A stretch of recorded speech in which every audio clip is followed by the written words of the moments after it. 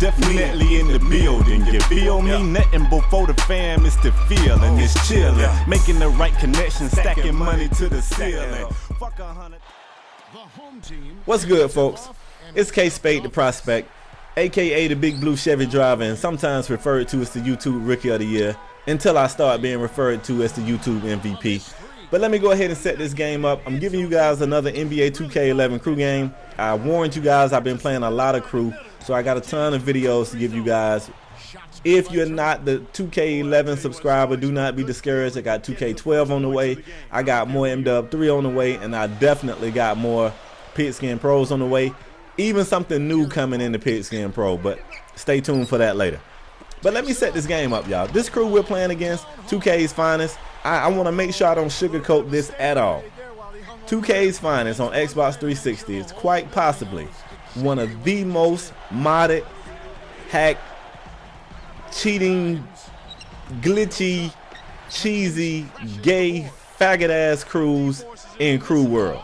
I feel like that's pretty straightforward. If anybody didn't get that, let me know. You know, and I can go in a little harder. Let me know. But at the same time, we didn't walk into this game blind. Look at this. Already spin dunking, whatever. We didn't walk into this game blindly. I knew what I was getting into. A few months back, me and Nate was running two-man crews, and we got into a lobby with these guys. We knew they was hacked because, I mean, they got to hack my players. I mean, to hack NBA players. So we knew what was up to begin with. But what we didn't know is the level of faggotry they would take it to for the victory. And we didn't beat them. We lost. You know, I keep that as honest as possible. So when I saw these guys in the lobby on this particular day, I told the team, I said, yo, these guys are gay. And I don't mean gay like that dude you suspect to be gay. I mean, this is the guy with the high heels on in the rainbow shirt snapping his finger. This dude is gay. Like, this crew is out there. But I felt like it would be a good measuring stick for us to see, you know, how much growth we had. And so that's exactly why I wanted to take this game right here, Rainmaker. And let's jump into it. So you see we're playing a five-man crew. I don't know if I've ever posted a five-man crew video because I don't really like five-man crews. And I rushed this shot because I was really looking at Zilla like, give me the damn ball.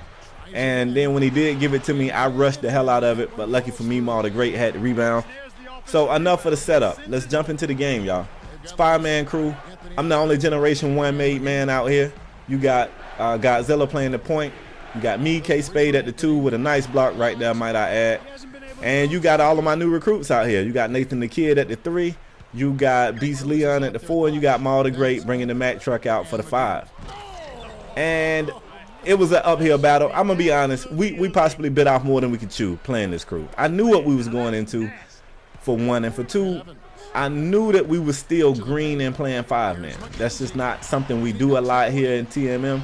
So I knew it was a calculated risk, but I needed to see for my own knowledge of the team. I needed to know if we was getting better. And I didn't feel like it was a better way to measure that than by taking this game.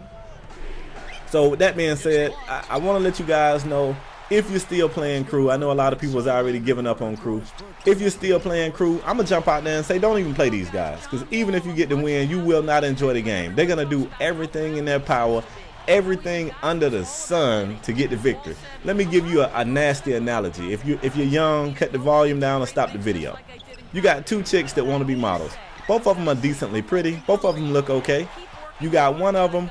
She's willing to lose sleep, you know, sacrifice some hours of school. She'll do whatever she can do to, you know, to try to get into the modeling industry. That's cool. You got another chick. She want to be in so bad. She'll do everything the first chick could do. You know, she'll sleep with 2-3 guys. She'll do whatever. And that's this crew, Rainmaker. So I want to go ahead and put it out there. I wouldn't even play these guys because they are all the way out there. You can't even draw them back in. Everything. So let's get into it. If you're watching while I'm talking, you're already seeing some of this stuff and you're thinking, wow, like I faced crews that was pump fakers. That's their thing.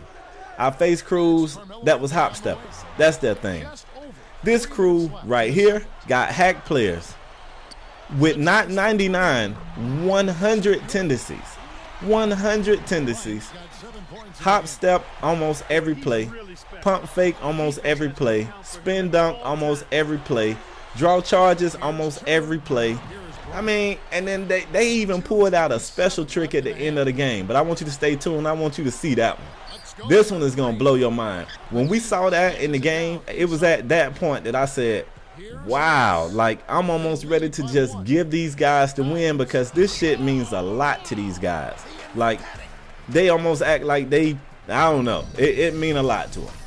But anyway, you see, going into the half, we have remained to stay competitive. Not only competitive, we're shooting a better percentage than them, you know.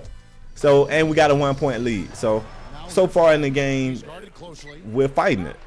And I can't find a better way to say what's going on here other than we're fighting it. So, lucky for us, even though we green playing 5-man crew, I think as the game went on, we kind of grew up fast. I mean, we learned quickly what we could do and what we couldn't do, what would work and what wouldn't work. And we just came out here and got to it. I mean, I give big kudos to my crew in this game, especially the new guys, because not only are they new to me, but they're new to each other. You know what I'm saying? So we're not just building the chemistry. It's not like bringing in 2 guys to play with everybody else who already know how. Like, these guys didn't game with each other. They didn't play, you know what I'm saying, the game with each other at all. So all of this is new to all of us. And I mean, we really came together in a good way. Now let me explain something to you. I have explained this in the past videos, but I want to assume I got some new subs here, and maybe you guys don't know the logic that I already spilled on people about tendencies. But when you make these hack players with these hack tendencies, the one thing you can tell early and often is when they have 99, or in this case 100 draw foul tendency. And I don't know if you noticed it. If so, I mean, if not, go back and look at the halftime stats, because you're thinking, damn, y'all was shooting a great percentage, so how's it still a tight game? Because they had taken like 15 free throws at halftime, because every time they come to the paint with 99 or 100 draw foul tendency, guess what happens? You tend to draw a foul, so you go to the line a lot. So I mean, guys, it's awful, y'all. It's awful. It's sickening me. I think I just threw up in my mouth a little bit even talking about how gay these guys were. I'm gonna need you guys to do better. Matter of fact, hopefully they watching, and I want to tell y'all something. The way you guys know the game, this ain't even necessary. Like, sometimes we play people with hack players and they be so bad that I say they probably couldn't play my player, like they suck. So I kind of, I mean, it's still gay, but I kind of understand it. More spin dunking. But these guys were good. They know how to play. So why y'all doing this? Like, that's taking it too far to me. When you get to the point that you realize I'm good at the game, I can compete, but I still want to do every cheat in the book, I can't respect that. I got no respect for you guys whatsoever. I don't care if you come out here and beat us by 50. I got no respect. I can't respect that. I don't respect it. I don't. So I feel like I'm rambling. So let's get it going. Tie game. Third quarter drawing to an end. At some point, we really realized that I was killing them in this corner over here. So I would kill them in the corner until somebody would cheat over to help. And as soon as they would cheat over to help, then we would go somewhere else. So that was one of the advantages that we found out later in the game, playing with a 5-man crew. You know, early on, we was just trying to find the open shot, not really knowing where to go. So if you notice during this video, I pretty much set up in this corner the entire time, and I rainmaker the situation every time that they, you know, every time that they gave it to me. And at the same time, I remained smart about it. So if the pass came to me and I didn't have a good look, I didn't force a bad shot. I was just moving around, and, you know, we would find a hole somewhere else. So we did the same thing defensively that they was doing to us. And by that I mean they showed us a lot of different looks. You know, we didn't draw charges or any of the other stuff, but I mean, we just kept adjusting, and we kept trying to move the ball wherever they were not. And you know, it paid off for us. Fourth quarter game, and it looks like we're pulling away. Could it be TMM is finna come out here and get like a big win? You know, I thought maybe we could get the win, but the big win and the consistency of these guys, you cannot match the consistency of an uncapped modded player with 100 tendencies. I really wanted that pass right there. If that pass come right there, we could throw another 3 on this lead. I feel like it's big. And you see just that quick, they're working their way back. We got lucky there that we didn't give him the charge he was looking for, because one of us did jump I don't know. We got lucky. So at this point in the game, we feeling like we can do it. I mean, why would we not? Big block by the Mack truck right there. And we tried to work the strategy to try to get the CPU to take as many shots as possible. That don't work on guys that's as savvy as these guys. They didn't let the computer take many shots. Hold on 1 second. Rainmaker. They did a great job of taking their own shots or passing to the CPU and getting it back, which is not always as easy as it sounds. You pass it to the CPU and he have his mind made up that he's going to shoot. So we still trying to draw charges at this point. I mean, the pump fake, trash, whatever it is, you see. And when I say we, I'm not talking to us. They're still trying to draw it at this point. But like I said, as the game went on, we got smarter. Now here's the end of the game, and I want to show you something. Watch this. Are you serious? For real, that's what we're going to do? So look, the game didn't lag at all for 4 quarters. The game didn't lag at all. But with less than a minute to go, with a tight game, this happened. Only when we were shooting free throws. Only when we were shooting free throws. And I said, are you kidding me? Like, they really that gay? Come on, man. Like, take the L. You guys came out here. You cheesed it up. You did everything you could. Take the L.